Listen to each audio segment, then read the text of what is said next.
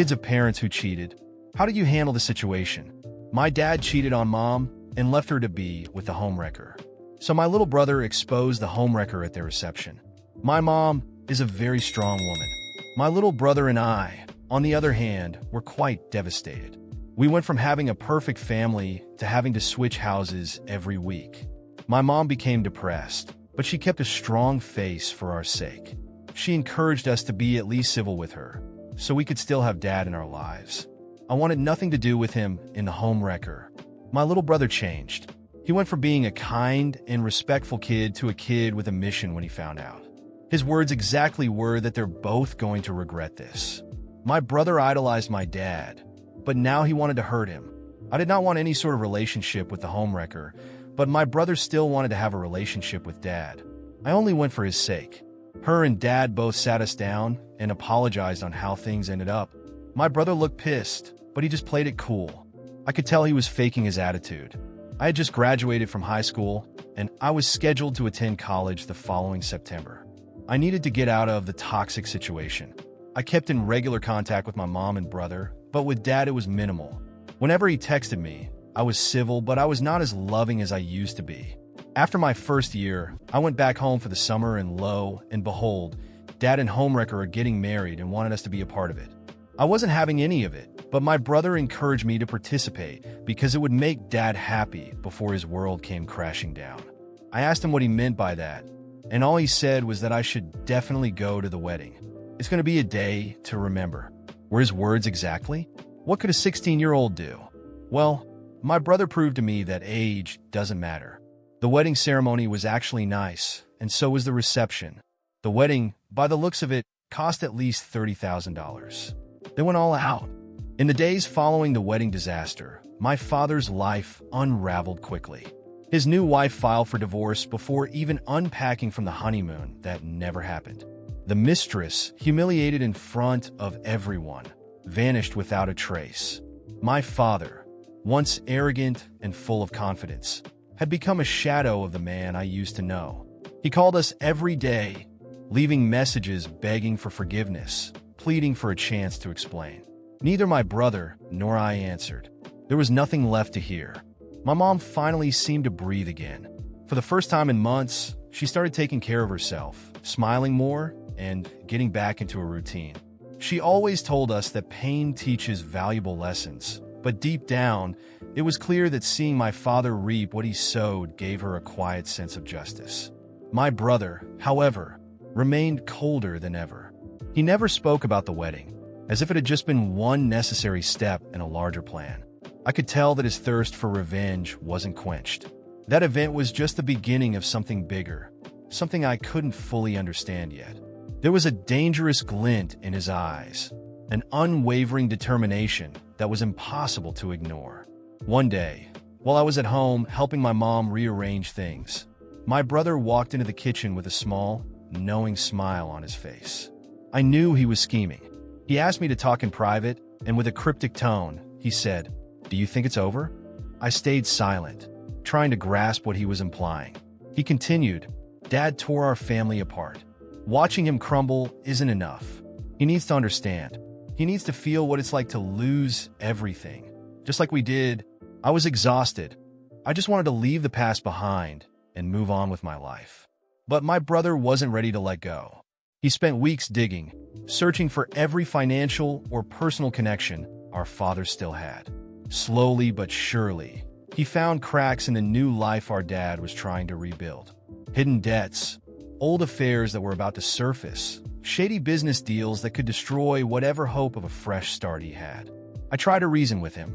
I told him it was enough, that keeping this going would only prolong our own suffering.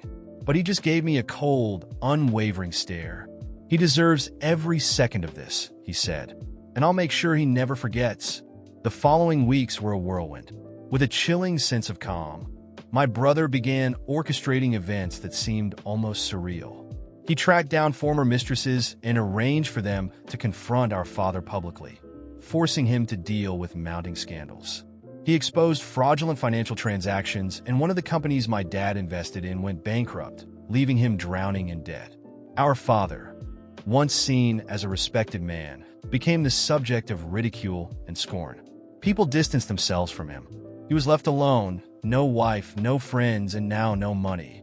Desperate, he reached out to us once again, hoping for some form of reconciliation. He even showed up at our mom's house, begging her to intervene. She looked at him with an emotionless expression and said, "You made your choices. Now live with them."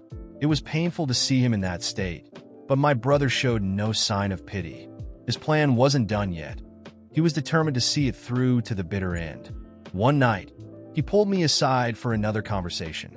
This time, his tone was even more mysterious. "It's almost done," he said with a cold smile. "Just one more piece. After that, his story will be complete." I looked at him, a mix of fear and curiosity washing over me. I asked what he was planning next. He gave me a sly grin and replied, "You'll see. It's going to be better than anything you can imagine." With that, he stood up and walked out of the room, leaving me alone with my thoughts. There was a heavy feeling in the air, as if something much bigger was coming, something I couldn't stop. Whatever it was, I knew it wouldn't be small. My brother wasn't the same boy I once knew. And his revenge, it wasn't over yet. After all the chaos my brother caused in our father's life, he still didn't seem satisfied. It was as if the financial and emotional destruction of our father had only been a step in his plan. Each day that passed, he became colder, more obsessed with the idea of making our father feel everything he had made us endure. While my mother tried to move on, albeit with difficulty, my brother seemed determined to pull her back into the crossfire. One night, while we were having dinner, I noticed my brother talking quietly with our mother in the kitchen. He spoke with a calm, almost hypnotic tone. My mother listened attentively, her eyes tired and her expression that of someone always expecting the next blow from life. I approached, trying to understand what was going on. "You have every right to ask for alimony, Mom. He destroyed our family, left you with nothing, while spending a fortune on his mistress. Now it's your turn to get a bit of justice. And you know, he can't afford to pay. This will teach him a lesson he'll never forget." I stayed silent. I couldn't believe what I was hearing. My brother wanted our mother to demand alimony, knowing that our father had no means to pay, and consequently, he would end up in jail. It was a calculated, cruel, and merciless revenge. I tried to argue, but my brother cut me off with a cold stare. "He deserves it, and you know it. He showed no mercy to us when he left. Do you really think he cared about what we'd go through? Now it's our turn to make him feel it." My mother was hesitant. She didn't like the idea of making things worse, but the pain and resentment she carried made my brother's proposal sound tempting. He kept insisting day after day until she gave in. She decided to file a lawsuit to demand alimony. I could see the mix of doubt and guilt in her eyes, but there was also a glimmer of justice, or at least what my brother had convinced her was justice. The process moved quickly. My father was notified, and I heard that he was desperate. He no longer had resources. Everything he owned had been lost as a result of my brother's schemes. Failed businesses, debts, and old affairs exposed. The only thing left was his pride, now shattered and broken. In court, my mother remained firm, while my father looked like a ghost of the man he used to be. He tried to argue that he couldn't afford to pay, but the judge showed no mercy. The decision was clear. He had to pay alimony, and if he couldn't, there would be legal consequences. My mother simply nodded, showing no emotion. When we left the courtroom, my brother had a satisfied smile on his face. It was a different smile, one that gave me chills. Our mother seemed relieved, but there was also something dark in her eyes. Perhaps it was the realization that she had crossed a line she could never go back from. It didn't take long for the news to arrive. My father couldn't pay the stipulated alimony. The police came to his small, now empty and decaying apartment. He was taken away in handcuffs, while the neighbors watched with expressions of pity and disgust. The scene was captured by someone and ended up on social media. My father became a laughingstock, a man who traded his family for a mistress, lost everything, and was now being arrested for failing to meet his obligations. My brother watched the video several times with an almost macabre satisfaction. He got what he wanted. Our father was destroyed, without dignity, without freedom. My mother, on the other hand, seemed to have finally closed a chapter. She began to smile again, resumed old habits, and even reconnected with friends she had lost during the marriage. I, however, felt a deep emptiness. The revenge had a bitter taste, and the satisfaction my brother seemed to feel only made me realize how much he had changed, and not for the better. He was no longer the sweet, kind boy I knew. There was something dark in him, something that grew every day, feeding off the hatred and pain he spread. One night, as he watched the video again, I asked if he was finally satisfied, if it was enough.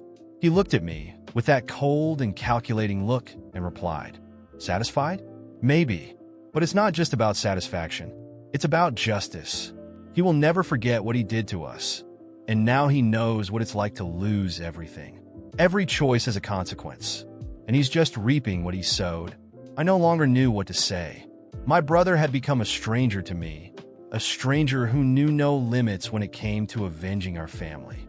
And although I wished it was all over, deep down, I knew that for him, this was just the beginning. The revenge had no end, and I feared what else he might be capable of doing.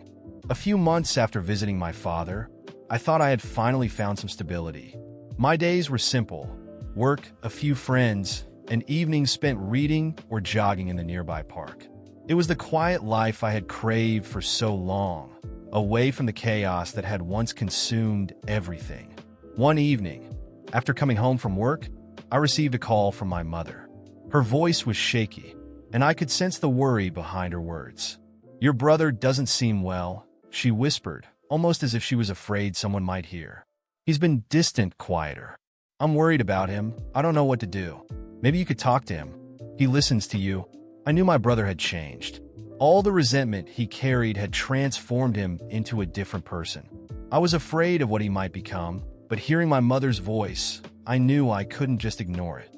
Reluctantly, I agreed. I took a few days off work and made the trip back to the city I thought I had left for good. The moment I arrived at my mother's house, I realized things were different. The air felt heavy, and the tension was palpable. My mother greeted me with a tired smile, her eyes showing both relief and exhaustion. She hugged me tightly, as if she was afraid I might disappear again. "He's in his room," she said, her voice low. "He spends a lot of time alone, thinking. I don't know what's going on in his head." I nodded, feeling the unease growing in my chest. I walked to my brother's room, the door slightly ajar. I knocked softly and, after a moment, pushed the door open. He was sitting by the window, looking out, lost in his thoughts. He looked thinner, paler, but there wasn't the same empty look I had feared. "Hey," I said quietly, stepping into the room. He turned his head slightly, acknowledging my presence. "You came back," he muttered, his voice lacking much emotion, but without anger either.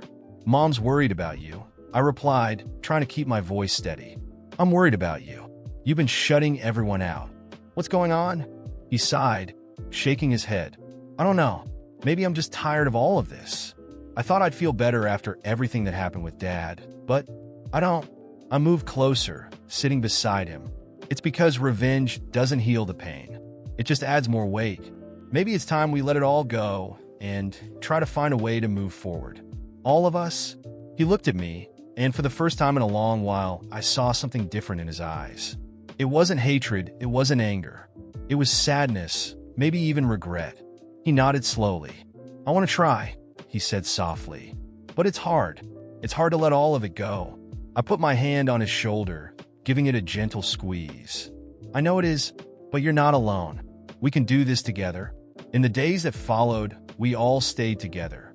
It was strange, but also comforting. My brother began to come out of his room more, talking more with my mother. Things weren't resolved, but there was a sense of peace that I hadn't seen in a long time. We all wanted to leave the past behind. A few weeks later, I decided it was time to return to my life. I had managed to help, but I knew I still needed to keep some distance. There was a part of me that still feared what my brother might become, even seeing his efforts to change.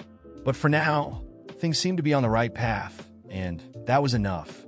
Before leaving, I decided to visit my father in prison.